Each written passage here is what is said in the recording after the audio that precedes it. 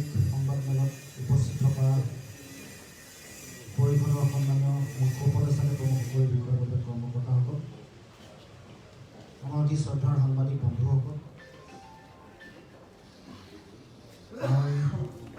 আজি এই ঐতিহাসিক ক্ষণত সকলোৰে প্ৰতি আন্তৰিক শুভেচ্ছা অভিনন্দন জনাইছোঁ।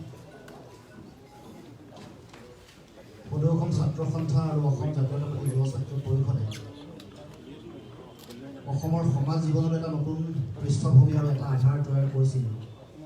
সমগ্ৰ অসমৰ সামাজিক ৰাজনৈতিক যিটো অন্ধকাৰ ভৱিষ্যত, এটা বিকল্পহীন পৰিৱেশ, এই পৰিৱেশৰ স্থায়ী অৱসান আৰু আমি অসমৰ সমাজ জীৱনে জাতীয় জীৱনে নিজকে আপোচবিহীন স্বাভিমানী এটা সত্তা হিচাপে প্ৰতিষ্ঠা কৰাৰ চিন্তা চৰ্চাৰে আগবাঢ়ি যাবৰ কাৰণে অসম জাতীয় পৰিষদৰ আমি জন্ম দিছিলোঁ আৰু জন্মৰ পিছত পূৰ্ণাংগ সমিতি গঠন কৰাৰ পিছত আজি আমি প্ৰথমবাৰৰ কাৰণে আমি সংবাদ কৰ্মীসকলৰ লগত আমাৰ কথা মনৰ চিন্তাসমূহ ব্যক্ত কৰিবৰ কাৰণে আমি আগবাঢ়ি আহিছোঁ। আপোনালোক সকলোৱে জানে যে 2020 বৰ্ষটো অসমৰ জাতীয় জীৱনৰ কাৰণে 2019-2020 অসমৰ জাতীয় জীৱনৰ কাৰণে অতি ভয়াৱহ বৰ্ষ আছিল। এই বৰ্ষটোত অসমৰ জাতীয় জীৱনৰ স্বাভিমান ভুলুণ্ঠিত কৰিছিল দিল্লীয়ে। অসমৰ সমাজ জীৱনৰ ভাষা, কৃষ্টি, সংস্কৃতি এইবোৰৰ প্ৰতি ভয়াৱহ সংকট নামি আহিছিল। গতিকে 2020 বৰ্ষটো আমাৰ কাৰণে অতি ভয়াৱহ আছিল। আমাৰ কাৰণে স্বাভিমান হেৰুৱাৰ বৰ্ষ আছিল। আমাৰ উঠি অহা নতুন প্ৰজন্মৰ যুৱক যুৱতী ছাত্ৰ ছাত্ৰীসকলক এটা অন্ধকাৰ ভৱিষ্যতলৈ ঠেলি দিয়াৰ বৰ্ষ আছিল, নিৰাশাৰ বৰ্ষ আছিল। তাৰ লগে লগে সমগ্ৰ অসমৰ সমাজ জীৱনত সংস্থাপনহীন এটা পৰিৱেশ, এটা প্ৰশাসনহীনতাৰ মাজত জীয়াই থাকিব লগা এটা পৰিৱেশ, চাৰিওফালে চৰকাৰী অব্যৱস্থা, দুৰ্নীতি, ভ্ৰষ্টাচাৰৰ মাজত 2000 বৰ্ষটো অসমৰ সমাজ জীৱনলৈ, অসমৰ জাতীয় জীৱনৰ কাৰণে এটা অত্যন্ত নিৰাশা, স্বাভিমান হেৰুৱাৰ বৰ্ষ হিচাপে পৰিগণিত হৈছে। গতিকে তেনেকুৱা এটা সময়ত এই বৰ্ষটো শেষ হোৱাৰ মুহূৰ্তত আমি ক'ব খুজিছোঁ যে আমি 2021 বৰ্ষটো অসমৰ জাতীয় জীৱনৰ কাৰণে আশাৰ বছৰ হ'ব। 2021 বৰ্ষটো অসমৰ জাতীয় জীৱনৰ স্বাভিমান প্ৰতিষ্ঠাৰ বৰ্ষ হ'ব। 2021 বৰ্ষ অসমৰ জাতীয় জীৱনৰ কাৰণে ৰাজনৈতিক প্ৰভুত্ব, নিজৰ আধিপত্য প্ৰতিষ্ঠাৰ এটা বৰ্ষ হ'ব আৰু সেইকাৰণে অসম জাতীয় পৰিষদে সেই চিন্তাৰে, সেই সংকল্পৰে 21 বৰ্ষটোক আমি আগবঢ়াই লৈ যাবৰ কাৰণে চিন্তা চৰ্চা কৰিছোঁ। যি সময়ত অসমৰ মানুহৰ মাটি ভেটি হেৰুৱাৰ কাৰণে বা মাটি ভেটিৰ অধিকাৰ কাঢ়ি লৈ যাবৰ কাৰণে বিভিন্ন ধৰণৰ কূট কৌশল ৰচনা কৰা হৈছে, যি সময়ত আমাৰ বিভিন্ন অধিকাৰ, সম্পদৰ ওপৰত অধিকাৰ, ভূমিৰ ওপৰত অধিকাৰ সুৰক্ষিত হোৱা নাই, আমাৰ ওপৰত কাজ জাপি দিয়াৰ পাছত অসমৰ মানুহে নিজৰ ৰাজনৈতিক অধিকাৰৰ ভৱিষ্যতৰ প্ৰতি এটা চিন্তিত অৱস্থাত আছে, তেওঁলোকৰ এই অধিকাৰ হেৰুৱাৰ পৰিৱেশ সৃষ্টি হৈছে। তেনেকুৱা এটা সময়তে আমি আগন্তুক দিনত অসমৰ সমাজ জীৱনক কেনেকৈ আগবঢ়াই লৈ যাব পাৰোঁ, সেই চিন্তা, সেই সংকল্প লৈ অসম জাতীয় পৰিষদে আমাৰ যাত্ৰা আৰম্ভ কৰিব খুজিছোঁ। আৰু সেইকাৰণে ক'ব খুজিছোঁ 21ত এইখন অসমত জাতীয়তাবাদৰ শক্তিশালী ভেটি সুদৃঢ় হ'ব, আমি আমাৰ অধিকাৰসমূহ সুৰক্ষিত কৰিব পাৰিম আৰু সেই যাত্ৰা আমি আৰম্ভ কৰিব খুজিছোঁ। আৰু সেইকাৰণে অসমবাসীৰ কাৰণে অধিকাৰ সাব্যস্ত কৰা, অধিকাৰ প্ৰতিষ্ঠা কৰাৰ বৰ্ষ হিচাপে 2021 পৰিগণিত হ'ব, এই কথাটো নিশ্চিত। বিগত সময়ছোৱাত দেখা পোৱা গৈছে যে অসমৰ জাতীয় জীৱনৰ বীৰ শ্বহীদসকলক অপমান কৰিবৰ কাৰণে বিভিন্ন ধৰণৰ পৰিকল্পনা, বিভিন্ন ধৰণৰ চিন্তা চৰ্চা আছে। অসম চুক্তিৰ 5 নম্বৰ দফাটোক হত্যা কৰি কা অসমত জাপি দিয়া হ'ল। কা বিৰোধী আন্দোলনৰ সময়ত সমগ্ৰ অসমৰ বিভিন্ন প্ৰান্তত অসমৰ বিভিন্ন জাতি জনগোষ্ঠীয়ে জঁপিয়াই পৰাৰ সময়ত 5 গৰাকীকৈ ব্যক্তিক হত্যা কৰা হ'ল। বিভিন্ন ব্যক্তিৰ ওপৰত আক্ৰমণ চলিলে, বেত্ৰাঘাত বিভিন্ন ব্যক্তিৰ ওপৰত কৰিলে। গতিকে এই পটভূমি, এই পৰিস্থিতিৰ পিছত যোৱা কিছুদিনৰ আগতো আপোনালোকে দেখিলে, যোৱা 2-এটা দিনৰ আগত পুনৰবাৰ ভাৰতবৰ্ষৰ কেন্দ্ৰীয় গৃহমন্ত্ৰী ডাঙৰীয়া অসমলৈ আহি কাষত মুখ্যমন্ত্ৰী ডাঙৰীয়াক বহুৱাই পুনৰবাৰ গণতান্ত্ৰিক ব্যৱস্থাত গণ আন্দোলনৰ যিটো শক্তি, এই ইয়াৰ যিটো ভূমিকা, ইয়াক সম্পূৰ্ণৰূপে নাৎসাত কৰি জাতীয় বীৰ শ্বহীদসকলৰ ত্যাগক চূড়ান্তভাৱে নাৎসাত কৰি গণ আন্দোলন বা আন্দোলনৰ যোগেদি কোনো নাপায় কেৱল মাত্ৰ শ্বহীদ হয় বুলি শ্বহীদসকলৰ ত্যাগক অপমান কৰিছে। কেৱল মাত্ৰ অসমৰ বিভিন্ন গণ আন্দোলনৰ শ্বহীদসকলকে ত্যাগ কৰাই চূড়ান্তভাৱে তেওঁলোকে অপমান কৰাই নহয়, ভাৰতবৰ্ষৰ স্বাধীনতাৰ সময়ত এই যি স্বাধীনতা সংগ্ৰাম আছিল, স্বাধীনতা সংগ্ৰামৰ বীৰ শ্বহীদসকলকো চূড়ান্তভাৱে অপমান কৰিছে। অসমৰ সেই সময়ৰ স্বাধীনতা আন্দোলনত জড়িত মণিৰাম দেৱান, পিয়লি ফুকন, কনকলতা, মুকুন্দ কাকতি এইসকলৰ ত্যাগকো অপমান কৰিছে। গতিকে আমি অতি দুৰ্ভাগ্যজনকভাৱে এই কথা ক'ব খুজিছোঁ যে কেন্দ্ৰীয় গৃহমন্ত্ৰীৰ দৰে দায়িত্বশীল এগৰাকী ব্যক্তিৰ মুখত যিসকল ব্যক্তিয়ে স্বাধীনতা সংগ্ৰাম বা অসমৰ বিভিন্ন জাতীয় সংগ্ৰামত জীৱনৰ সৰ্বোচ্চ ত্যাগ কৰিছে, সেইসকল ব্যক্তিৰ ত্যাগক তেওঁলোকৰ জাতীয় জীৱনৰ প্ৰতি থকা যি অপমান, এই অপমানক কৰা চূড়ান্ত যি অপমান কৰিছে, ইয়াক আমি তীব্ৰ ভাষাৰে গৰিহণা দিছোঁ। আৰু জাতীয় জীৱনৰ বা ভাৰতবৰ্ষৰ স্বাধীনতা সংগ্ৰাম পৰিৱৰ্তনকাৰী বিভিন্ন সংগ্ৰামত যিসকল ব্যক্তিয়ে জাতিটোৰ কাৰণে, দেশৰ কাৰণে সৰ্বোচ্চ ত্যাগ কৰি থৈ গৈছে, তেনেকুৱা প্ৰতিগৰাকী বীৰ শ্বহীদক কোনো কাৰণতে অপমান নকৰিবৰ কাৰণে আমি সকিয়নি দিব খুজিছোঁ, আহ্বান জনাব খুজিছোঁ, যাতে এনেকুৱা ধৰণৰ কথাৰে জাতীয় সংগ্ৰাম বা গণতান্ত্ৰিক চিন্তা চেতনা বা গণতান্ত্ৰিক সংগ্ৰামৰ প্ৰতি যাতে কোনো কাৰণতে এনেকুৱা ধৰণৰ মন্তব্য নবহায়। তাৰ লগে লগে আৰু এটা বিষয় দেখা পোৱা গৈছে যে গৃহমন্ত্ৰীৰ বক্তব্যত আৰু এটা বিষয় দেখা পোৱা গ'ল যে অসম চুক্তিৰ ৬ নম্বৰ দফা কাৰ্যকৰী কৰিবৰ কাৰণে এখন উচ্চ পৰ্যায়ৰ সমিতি গঠন কৰি দিছিল। উচ্চ পৰ্যায়ৰ সমিতি গঠন কৰি দিয়াৰ পাছত এই সমিতিয়ে প্ৰতিবেদন দিলে, প্ৰতিবেদন গ্ৰহণ কৰিবৰ কাৰণে চৰকাৰে কোনো ধৰণৰ ব্যৱস্থা গ্ৰহণ নকৰিলে। আৰু এই তেওঁলোকৰ ভ্ৰমণটোত তেখেতৰ বক্তব্যত অসম চুক্তিৰ ৬ নম্বৰ দফা কাৰ্যকৰীকৰণ সম্পৰ্কত কোনো ধৰণৰ এটা বক্তব্য আগবঢ়াবলৈ সক্ষম নহ'ল। যি সময়ত চৰকাৰে তেওঁলোকে প্ৰতি সময়ত অসমৰ ৰাজনৈতিক ভৱিষ্যত সুৰক্ষিত কৰিবৰ কাৰণে তেওঁলোকে ব্যৱস্থা গ্ৰহণ কৰাৰ কথা কয়, অসম চুক্তি আখৰে আখৰে পালন কৰাৰ কথা কয়, অসম চুক্তি ৬ নম্বৰ দফা দাড়ি কমাসহ তেওঁলোকে কাৰ্যকৰী কৰাৰ কথা কয়, প্ৰতিবেদন জমা দিয়াৰ ১ সপ্তাহৰ পিছতে প্ৰতিবেদন কাৰ্যকৰী কৰিবৰ কাৰণে ব্যৱস্থা গ্ৰহণ কৰাৰ কথা কয়। তাৰ বিপৰীতে অসমলৈ ভ্ৰমণ কৰাৰ পাছত কৰোনাৰ এই পৰৱৰ্তী পৰিস্থিতিত অসমলৈ অহাৰ পিছতেই প্ৰথম ৰাজহুৱা বক্তব্যত এষাৰো অসম চুক্তিৰ ৬ নম্বৰ দফা কাৰ্যকৰী কৰাৰ সম্পৰ্কত কোনো ধৰণৰ মন্তব্য আগনবঢ়ালে। এই কথাটোৱে অসমৰ প্ৰতি তেওঁলোক যে উদাসীন, অসমৰ প্ৰতি দিল্লীৰ দৃষ্টিভংগীৰ যে কোনো পৰিৱৰ্তন হোৱা নাই, এই কথা প্ৰমাণিত কৰিছে।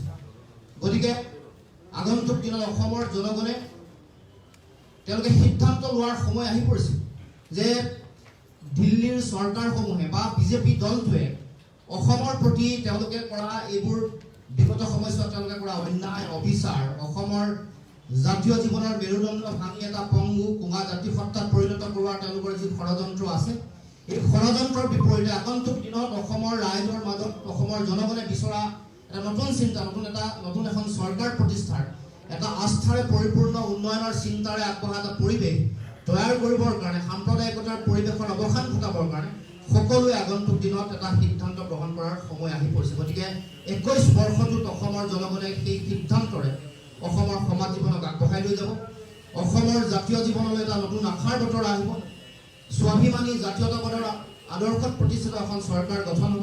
গতিকে আমি অসম জাতীয় পৰিষদে সেই চিন্তাৰে কিছুমান কৰ্মসূচী আমি ৰূপায়ণ কৰিছোঁ।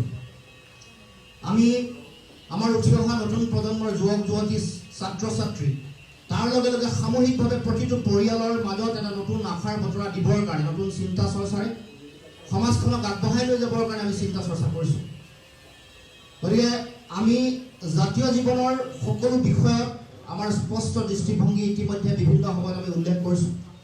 তাৰ লগে লগে আমাৰ প্ৰতিটো পৰিয়ালৰ মাজত তেওঁলোকক যাতে আমি এটা উৎপাদনশীল এটা পৰিৱেশ দিব পাৰোঁ, তেওঁলোকৰ প্ৰতিটো পৰিয়ালে যাতে উপাৰ্জন কৰিব পাৰে, অসমৰ জাতীয় জীৱনৰ অৰ্থনীতিৰ বৰ ভেটি যাতে শক্তিশালী হয়, জাতীয় পুঁজি যাতে শক্তিশালী হয়, তাৰ কাৰণে আমি অসম জাতীয় পৰিষদে আগন্তুক দিনত এটা চিন্তাৰে সমাজখনক আগবঢ়াই লৈ যাব খুজিছোঁ।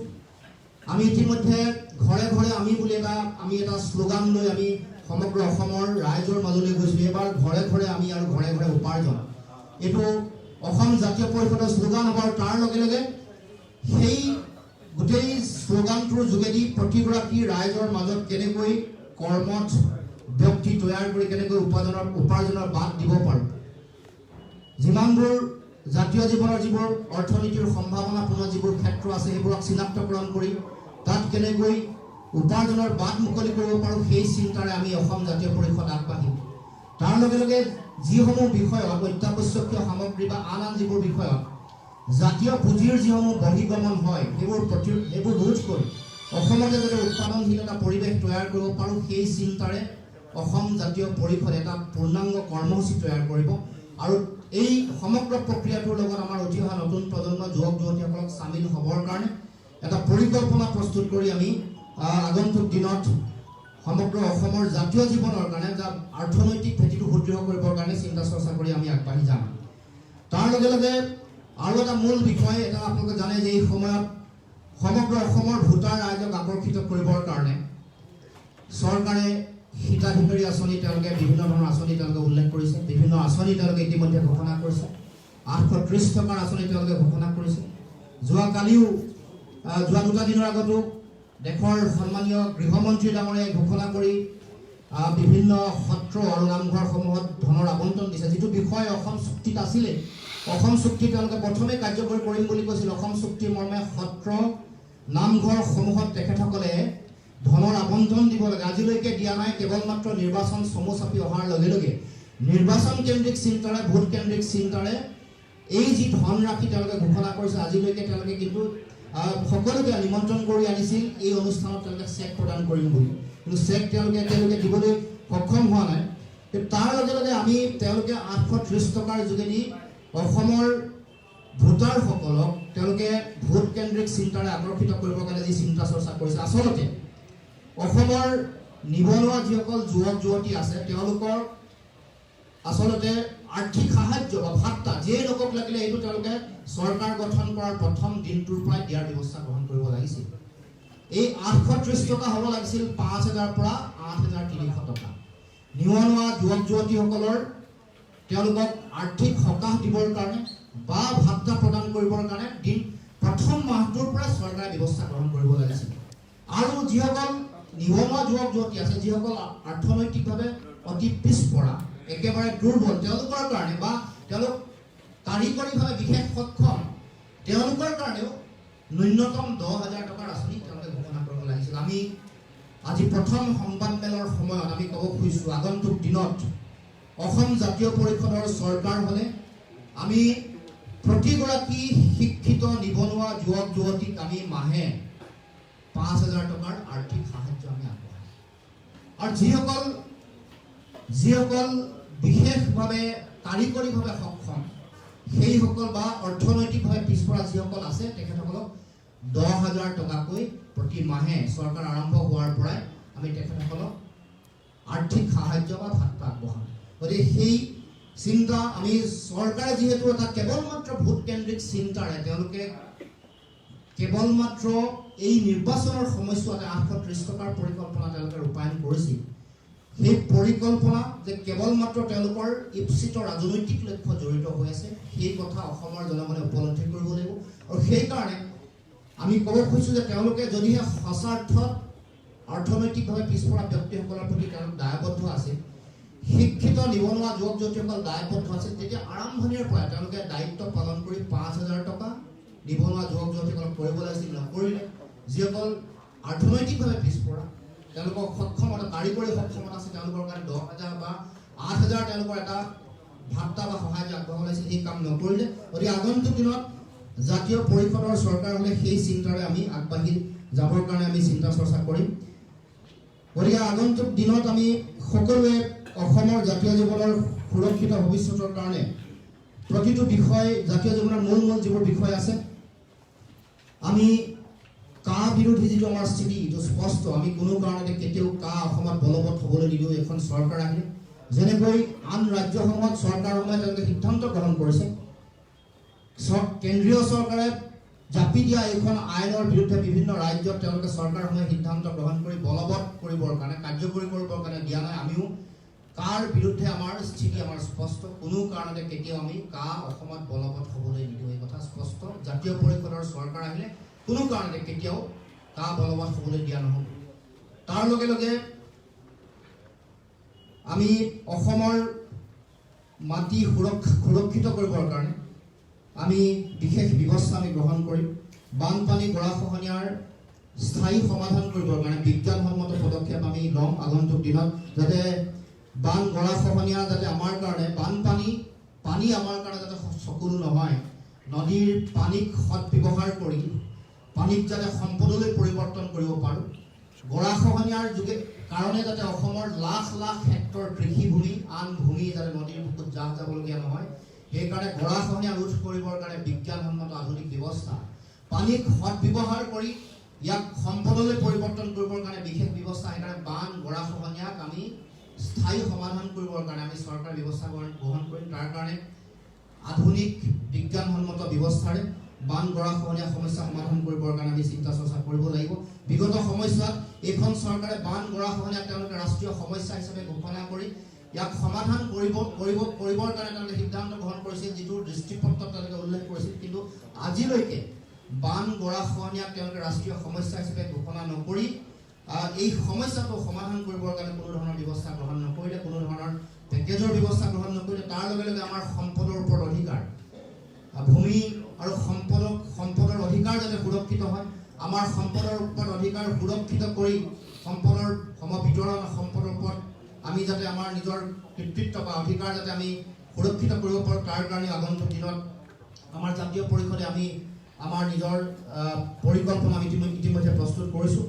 গতিকে অসমবাসী ৰাইজৰ অধিকাৰ সাব্যস্ত কৰিবৰ কাৰণে অহা বৰ্ষটোত সমগ্ৰ অসমবাসী ৰাইজক আমি আহ্বান জনাইছোঁ, যাতে সকলোৱে এই সংকটৰ সময়ত যি সময়ত সাম্প্ৰদায়িকতাৰ পৰিৱেশ চলিছে, বিভিন্ন জাতি জনগোষ্ঠীসমূহৰ মাজত বিভাজনৰ ৰাজনীতি আৰম্ভ কৰিছে, গতিকে সমগ্ৰ অসমৰ প্ৰতিগৰাকী ব্যক্তিক আমি আহ্বান জনাব খুজিছোঁ, জাতি বৰ্ণ ধৰ্ম নিৰ্বিশেষে সাম্প্ৰদায়িকতা, ফেচিষ্ট মানসিকতা বা স্বৈৰতান্ত্ৰিক শাসন ব্যৱস্থা, বিভাজনৰ ৰাজনীতি, ঘৃণাৰ ৰাজনীতিৰ অৱসান ঘটাই সমগ্ৰ অসমৰ প্ৰতিগৰাকী ব্যক্তিয়ে যাতে আহি এই অসম জাতীয় পৰিষদৰ লগত যাতে চামিল হয়, যোগদান কৰে, জাতীয় জীৱনৰ স্বাভিমানী যাত্ৰাত যাতে সকলোৱে অংশগ্ৰহণ কৰি আগন্তুক দিনত যাতে সকলোৱে আগবাঢ়ি যায়, তাৰ কাৰণে সকলোকে আমি অসম জাতীয় পৰিষদত যোগদান কৰিবৰ কাৰণে সহায় সহযোগিতা কৰিবৰ কাৰণে আমি আহ্বান জনাইছোঁ।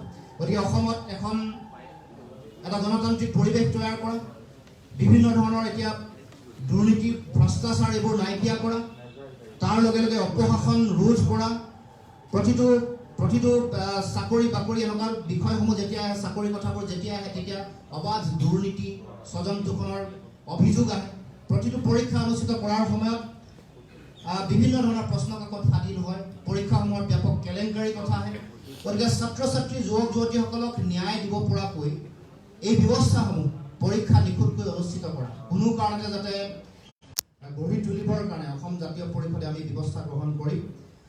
তাৰ লগে লগে আমি কেইবাটাও বিষয় ইতিমধ্যে যোৱাকালি কাৰ্যনিৰ্বাহক সভাই কেইবাটাও সিদ্ধান্ত আমাক তেওঁলোকে সিদ্ধান্ত আমি গ্ৰহণ কৰিছোঁ, প্ৰস্তাৱ কেইবাটাও গ্ৰহণ কৰিছোঁ। এটা প্ৰস্তাৱ আমাৰ আগত অৱগত কৰিব খুজিছোঁ। আগন্তুক দিনত আমাৰ অসমৰ জাতীয় স্বাৰ্থ আৰু স্বাভিমান যিহেতু বাৰে বাৰে অপমান কৰি অসমৰ অস্তিত্ব নিষেধ কৰিবৰ কাৰণে ষড়যন্ত্ৰ অব্যাহত ৰাখিছে বিজেপি চৰকাৰে, গতিকে বিজেপি চৰকাৰক অসমৰ পৰা উৎখাত কৰাৰ স্বাৰ্থত, তেওঁলোকক পৰাস্ত কৰাৰ স্বাৰ্থত সমগ্ৰ অসমৰ প্ৰতিটো আঞ্চলিকতাবাদী শক্তি, জাতীয়তাবাদ ভাৱসম্পন্ন আঞ্চলিক শক্তিক আমি একত্ৰিত কৰি আগবাঢ়ি যাবৰ কাৰণে তেখেতসকলৰ লগত প্ৰতিটো আঞ্চলিক ৰাজনৈতিক দল, জাতীয়তাবাদী যিবোৰ আঞ্চলিক দল আছে তেওঁলোকৰ লগত আলোচনা প্ৰক্ৰিয়া আৰম্ভ কৰিবৰ কাৰণে যোৱাকালি কাৰ্যনিৰ্বাহক সভাই তেওঁলোকে সিদ্ধান্ত গ্ৰহণ কৰিছে, প্ৰস্তাৱ গ্ৰহণ কৰিছে, আৰু এই গোটেই প্ৰক্ৰিয়াটো ত্বৰান্বিত কৰিবৰ কাৰণে সভাপতিক কৃতিত্ব প্ৰদান কৰিছে। গতিকে আগন্তুক দিনত আমি স্বাভিমানী জাতীয়তাবাদ প্ৰতিষ্ঠা কৰিবৰ কাৰণে, আমাৰ মাটি ভেটি সুৰক্ষা কৰিবৰ কাৰণে আৰু ঐক্যবদ্ধ আমি যিটো জাতীয়তাবাদ বা আঞ্চলিকতাবাদক আমি শক্তিশালী ৰূপত আগবঢ়াই লৈ যাবৰ কাৰণে এই প্ৰক্ৰিয়া আমি আৰম্ভ কৰিম, যাতে কোনো কাৰণতে জাতীয়তাবাদী শিবিৰৰ ভোট যাতে বিভাজিত নহয়, ভোট বিভাজনৰ যোগেদি বিজেপি দল বা কংগ্ৰেছ দল বা AIDF যাতে লাভান্বিত নহয়, তাৰ কাৰণে আমি সেই চিন্তাৰে আগবাঢ়ি যাবৰ কাৰণে আমি চিন্তা চৰ্চা কৰিছোঁ। গতিকে এই প্ৰক্ৰিয়া অতি সোনকালে আমি আৰম্ভ কৰিম, ইতিমধ্যে এই প্ৰক্ৰিয়া আৰম্ভ হৈছে, তাক অতি ত্বৰান্বিত কৰিম।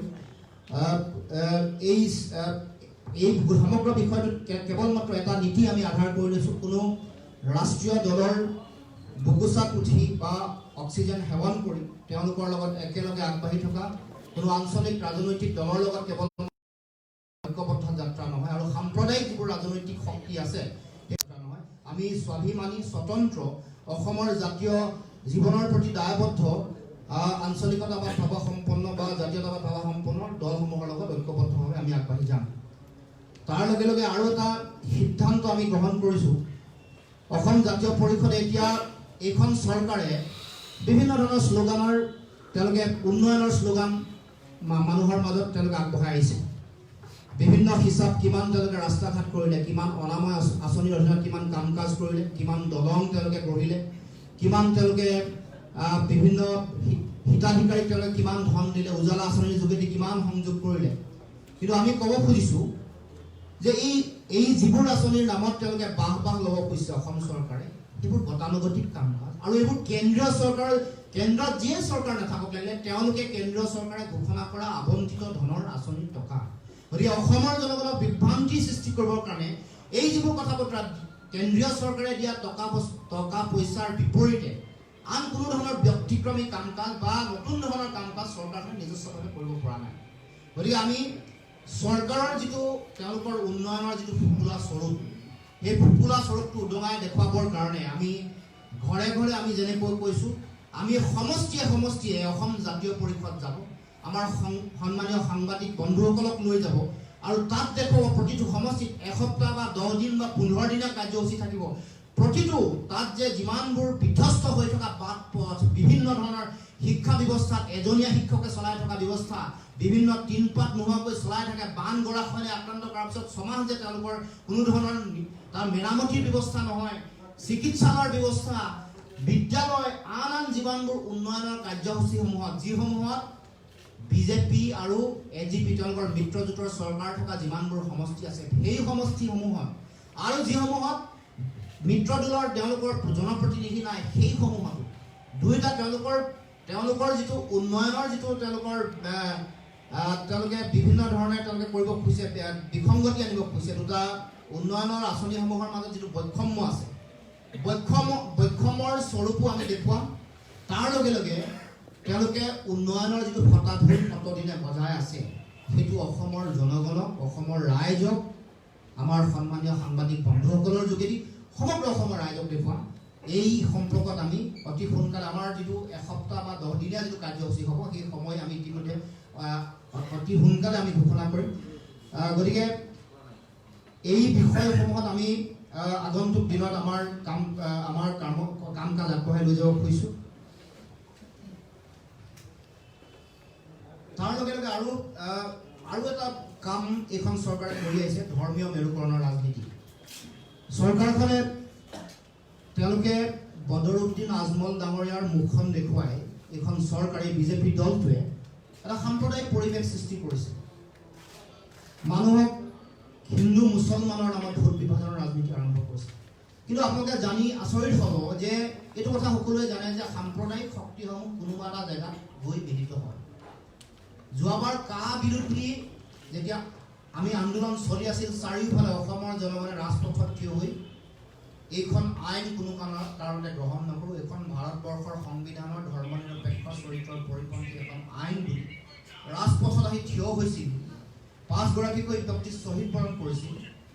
সেই সময়ত যেতিয়া লোকসভাত উচ্চ সদন আৰু নিম্ন সদনত যেতিয়া ভোটদান হ'ল, মতদান প্ৰক্ৰিয়াত বদৰুদ্দিন আজমল ডাঙৰীয়া বা তেখেতৰ দলৰ যিসকল সাংসদ আছে তেখেতসকলে অংশগ্ৰহণ কৰি তেখেতসকলে মতদান নকৰিলে। গতিকে কাৰ লগত সম্পৰ্ক আছে? অসমৰ জনগণক প্ৰতিখন সংবাদ মেলতে, প্ৰতিখন মিটিঙতে এতিয়া দুটা সভ্যতাৰ যুঁজৰ কথা কয়। মোগল সভ্যতা আৰু বোলে আন এটা সভ্যতাৰ যুঁজ। আমি ক'ব খুজিছোঁ দুটা সভ্যতাৰ যুঁজ হৈছে। এটা সভ্যতা বেলেগৰ ওচৰত আঁঠুকাৰি আত্মসমৰ্পণ কৰি কেৱল মাত্ৰ ক্ষমতাৰ কাৰণে ৰাজনীতি কৰা এটা সভ্যতা, আৰু এটা সভ্যতা স্বাভিমানী হৈ জীয়াই থাকিবলৈ বিচৰা সভ্যতা, নিজৰ অধিকাৰ প্ৰতিষ্ঠা কৰি নিজৰ সুৰক্ষিত ভৱিষ্যত নিশ্চিত কৰিবৰ কাৰণে নিজৰ দেশপ্ৰেমেৰে সাম্প্ৰদায়িকতাহীন পৰিৱেশেৰে শংকৰ আজনৰ আদৰ্শৰে প্ৰতিষ্ঠা হোৱা এটা সভ্যতাৰ লগত সেই বিদেশী শক্তিৰ লগত আঁঠু লোৱা, ভোট বিভাজনৰ ৰাজনীতি কৰা, সাম্প্ৰদায়িকতাৰ বিষবস্ত্ৰ বিয়পোৱা এটা সভ্যতাৰ যুঁজৰহে ৰাজনীতি সংঘাত বা যুঁজ হ'ব, মানুহক বিভ্ৰান্ত কৰিবৰ কাৰণে চিন্তা চৰ্চা কৰিছে। গতিকে সংসদৰ মজিয়াত কোনে ভোটদান নকৰিলে, কাৰ লগত সম্পৰ্ক আছে, স্পষ্টকৈ ওলাই কৈছে। এতিয়াও আপোনালোকে জানে যে 2খন জিলা পৰিষদ AIDF আৰু বিজেপিয়ে সন্মিলিতভাৱে চলাই আছে, ঐক্যবদ্ধভাৱে চলাইছে। গতিকে এই কথা বতৰাবোৰৰ যোগেদি এই যে মিয়া কবিতা, তাৰ লগে লগে মোগলৰ আক্ৰমণ, এইবোৰ কেৱল মাত্ৰ সাম্প্ৰদায়িকতাৰ ৰচিলা, ইয়াক বাদ দি একো নহয়। গতিকে ৰাইজক সতৰ্ক হ'বৰ কাৰণে আহ্বান জনাব খুজিছোঁ, ক'ব খুজিছোঁ এতিয়াও বিজেপি দল আৰু AIDF-এ মিলি 2খন জিলা পৰিষদ চলাই আছে। আমি নাম ক'ব খোজা নাই, অসমৰ জনগণে বা আপোনাক সকলোৱে জানে। আৰু সংসদৰ মজিয়াত মতদান কৰোঁতে কাৰ বিৰুদ্ধে মতদান নকৰি বাহিৰলৈ বদৰুদ্দিন লালমোহন ডাঙৰীয়া ওলাই আহিল বা তেওঁলোকৰ দলৰ ব্যক্তিসকল ওলাই আহিল, এই কথা মানুহে দেখি আহিছে।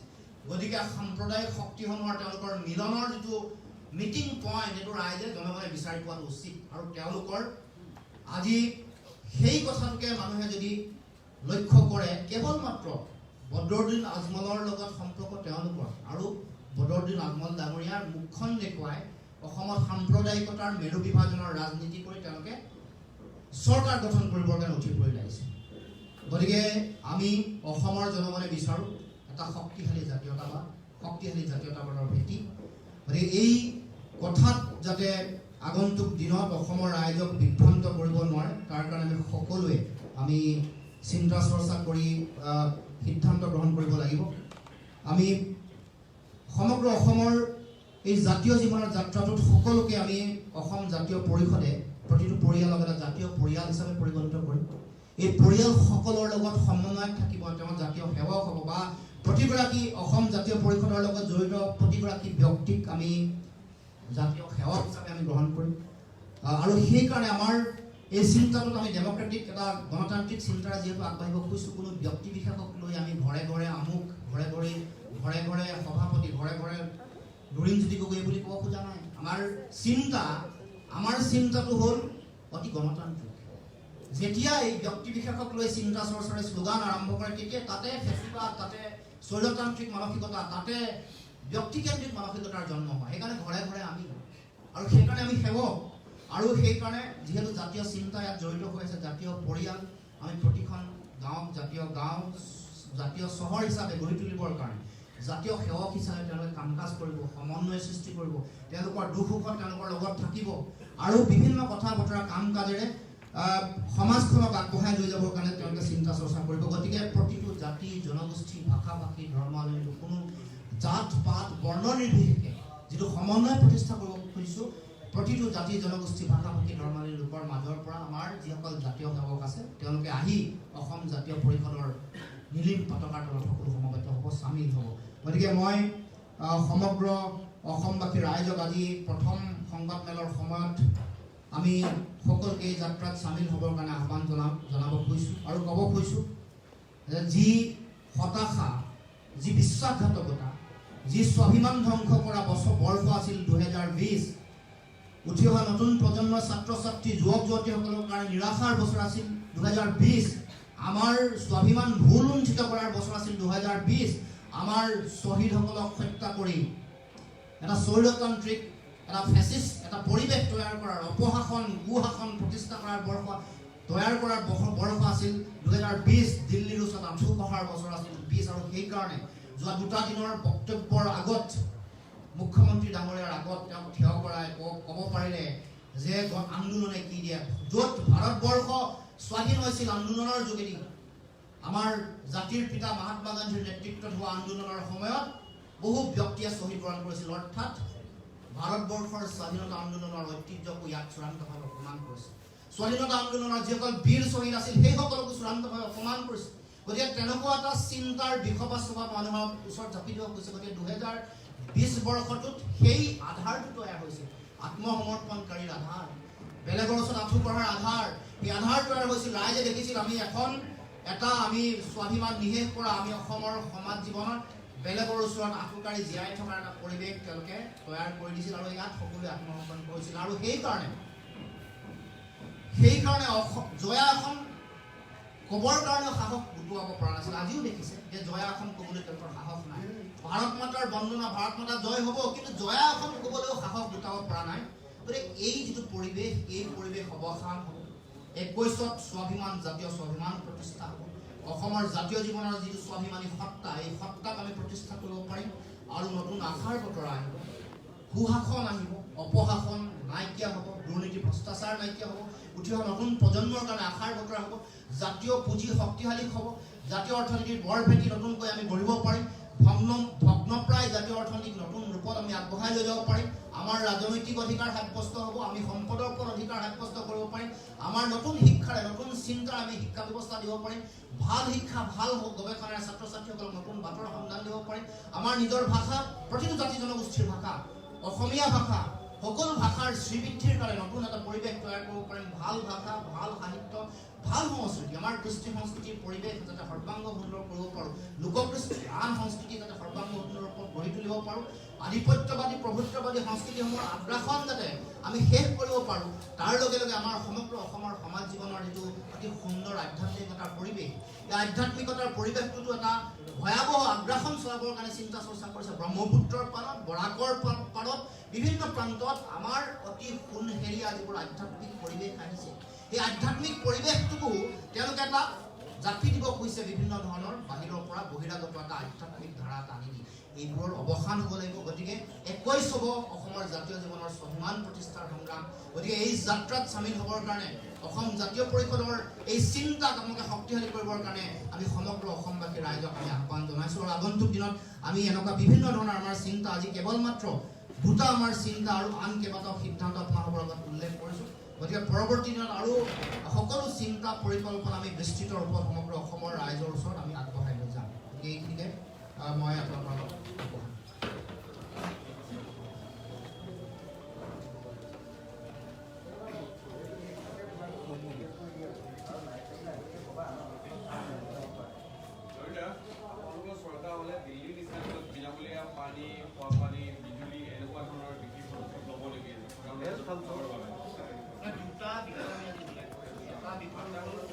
এটা বিষয় হ'ল নিবনুৱা যুৱক-যুৱতীসকলক আমি তেওঁলোকক আৰ্থিক সকাহ, আমি ভাত্তা বুলি ঠিক ক'ব খোজা নাই, আৰ্থিক সকাহ দিব খুজিছোঁ প্ৰতি মাহে দিম। আৰু দ্বিতীয়টো হ'ল যে যিসকল বিশেষভাৱে সক্ষম, যিসকল টেকনিকেলি যিসকল চাউণ্ড, কাৰিকৰীভাৱে যিসকল সক্ষম, যিসকল নিবনুৱা যুৱক-যুৱতী আছে উচ্চ শিক্ষিত, তেওঁলোকক 10,000 টকা এটা আৰ্থিক সাহায্য। আৰু তাৰ লগে লগে আমি উপাৰ্জনৰ যিটো কথা কৈছোঁ, এই উপাৰ্জনৰ কথাটো ঘৰে ঘৰে উপাৰ্জনটোৰ লগত প্ৰতিটো পৰিয়াল আমি নিজে নিজৰ ভৰিৰ ওপৰত থিয় হোৱা কথা, যিটো আমি বহুদিনৰ পৰা কৈ আছোঁ। আত্মনিৰ্ভৰশীল, স্বনিৰ্ভৰশীল অসমৰ কথা চৰকাৰসমূহে কৈ আছে কেৱল শ্লোগানত। কোনো ধৰণৰ স্বনিৰ্ভৰশীলতাৰ কাৰণে কোনো ধৰণৰ পৰিকল্পনা নাই। প্ৰতিটো বিষয়ত যিমানবোৰ বিষয় আছে, কৃষি অৰ্থনীতি, চাহ শিল্প, বাঁহ বেত, হস্ততাঁত, সকলো ধৰণৰ বিষয়, ৰেচম শিল্প, আমাৰ যিবোৰ সম্ভাৱনা, পটেঞ্চিয়েল থকা যিবোৰ এৰিয়া আছে, যিবোৰ কথা ধনৰ বহিৰ্গমন হয়, নিত্য ব্যৱহাৰ্য সামগ্ৰী, সকলোতে আমি উৎপাদনৰ নতুন পৰিকল্পনা তৈয়াৰ কৰোঁ। অসমতে যে যাতে আমাৰ মানুহে নিজে উৎপাদন কৰিব পাৰে। মই ক'ব খোজা বিষয়সমূহ যিবোৰ নিত্য ব্যৱহাৰ্য সামগ্ৰী, মাছ, মাংস, কণী, গাখীৰ যিমান আছে, চাউল, দাইল, আলু, যিবোৰ আমি উৎপাদন কৰিব পাৰোঁ, আমাৰ ভৌগোলিক পৰিৱেশ আৰু আমাৰ ইক'চিষ্টেমে, আমাৰ এনভাইৰনমেণ্টে যিবোৰ উৎপাদনৰ কাৰণে পৰিৱেশ, আমাৰ ক্লাইমেট, আমাৰ হিউমিডিটি, আমাৰ এনভাইৰনমেণ্টেল ব্যৱস্থাটোৱে যিবোৰ উৎপাদনত আমাক আগবঢ়াব পাৰে, এটা সুচল পৰিৱেশ আছে, সেই পৰিৱেশটোৰ সৎ ব্যৱহাৰ কৰি নিজে নিজৰ ভৰিৰ ওপৰত থিয় হোৱাৰ চিন্তা। আমি সেইকাৰণে স্বাভিমান, স্বনিৰ্ভৰশীল, আত্মনিৰ্ভৰশীল কথাটো বাদ দি আমি ক'ব খুজিছোঁ নিজে নিজৰ ভৰিৰ ওপৰত থিয় হোৱাৰ ব্যৱস্থা। ঘৰে ঘৰে আমি, ঘৰে ঘৰে উপাৰ্জন, সেইটোৱে মূল লক্ষ্য। যেতিয়া মানুহৰ মাজত সকলোৱে উপাৰ্জন কৰিব পাৰিব, নিজৰ হাতলৈ ধন আহিব, তেতিয়া কেতিয়াও 830 টকাৰ পিছত কোনো দীঘলীয়া লাইন কৰিব লগা নহয়। আমি ৰাইজক, অসমৰ প্ৰতিটো পৰিয়ালক যিবোৰ ভিক্ষাৰী হোৱাৰ ফান পাতিছে, জাল ৰচনা কৰিছে, তাৰ পৰা উলিয়াই আনি, তাৰ পৰা উত্তৰণ ঘটাই, নিজে উৎপাদন কৰি উৎপাদনশীল চৰিত্ৰটো বঢ়াই নিজে আৰ্জন কৰাৰ পৰিৱেশ যাতে তেওঁলোকৰ মাজলৈ আহে। বজাৰসমূহত যিটো অবাধ সিন্ডিকেট ৰাজ চলিছে, দালাল ৰাজ চলিছে, যাৰ কাৰণে উৎপাদিত সামগ্ৰী শস্যসমূহৰ যিটো মূল্য তাতকৈ কম দামত কৃষকে বা উৎপাদিত ব্যক্তিসকলে যাৰ ফাৰ্ম আছে তেওঁলোকে বিক্ৰী কৰিব লগা হয়। বিপণন ব্যৱস্থা অত্যন্ত দুৰ্বল, বিপণন ব্যৱস্থাটো অবাধ দুৰ্নীতি আৰু স্বজনতোষণ আছে, তাত কাৰোবাৰ নিয়ন্ত্ৰণ আছে, সাঁতোৰা আছে, এইবোৰ নাইকিয়া কৰি যাতে প্ৰতিটো পৰিয়ালে উৎপাদিত প্ৰতিগৰাকী ব্যক্তিয়ে যাতে ন্যায় পায়, তেওঁলোকে উচিত মূল্য পায়, তাৰ ব্যৱস্থা কৰে। এইটো হ'ল প্ৰথম আৰু প্ৰাথমিক বিষয়। গতিকে আমি সেই চিন্তাৰে যাব খুজিছোঁ আৰু অসমৰ মানুহৰ কাৰণে এই যিবোৰ বিষয় সামূহিকভাৱে পানী সুলভ মূল্যৰ পানী হ'বনে নাই এইবোৰ ছাৰ্ভে কৰিব, প্ৰয়োজন আছেনে নাই ছাৰ্ভে কৰিব লাগিব। বহু স্থানত আমি পানী তাত ভাল পানী কেৱল মাত্ৰ ব্যৱস্থা কৰিব লাগিব যাতে কোনো কাৰণতে ফ্লৰাইডযুক্ত পানী খাব লগা নহয়। এইবোৰৰ পৰীক্ষা কৰাৰ ব্যৱস্থা কৰিব লাগিব বা তেনেকুৱা ধৰণৰ ব্যৱস্থা কৰি আমি পৰিকল্পনা কৰিম যাতে, কাৰণ ভাল এটা সভ্যতা প্ৰতিষ্ঠা কৰিবৰ কাৰণে পানী এটা গুৰুত্বপূৰ্ণ ভূমিকা পালন কৰে। গতিকে ভাল পৰিষ্কাৰ পৰিচ্ছন্ন পানী, ফ্লৰাইডহীন পানী, ফ্লৰাইডযুক্ত পানী যাতে খাব লগা নহয়, যাৰ কাৰণে বিভিন্ন ধৰণৰ বিভিন্ন ৰোগ হয়, দুৰাৰোগ্য ব্যাধি হয়, এইবোৰ নাইকিয়া কৰিবৰ কাৰণে স্বাস্থ্য বা এনেকুৱা ধৰণৰ বিষয়সমূহত আমি এটা বিশেষ পৰিকল্পনা কৰি সেইবোৰ সময়ে আপোনালোকৰ আগত আগবঢ়াম। গতিকে আজি আমি দুটা বিষয় উত্থাপন কৰিছোঁ।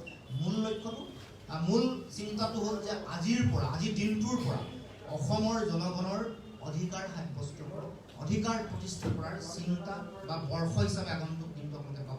এই চিন্তা আধাৰ আমি তৈয়াৰ কৰিছোঁ আৰু অসম জাতীয় পৰিষদে সেই চিন্তাৰে আগন্তুক দিনত আমাৰ যাত্ৰা আগবঢ়াই নিব। নগাঁৱৰ আচাৰ কাগজ কল দুটা বন্ধ হৈ গৈছে, তেওঁলোকৰ কৰ্মচাৰীখিনি বহুত দিন ধৰি মানে চৰকাৰ বিধান কৰিছে, আপোনালোকৰ দলৰ মানে কি দৃষ্টিভংগী হ'ব এই কাগজ কল? কাগজ কল কেইটা মুকলি কৰাৰ প্ৰতিশ্ৰুতি আগতে চৰকাৰে দিছে।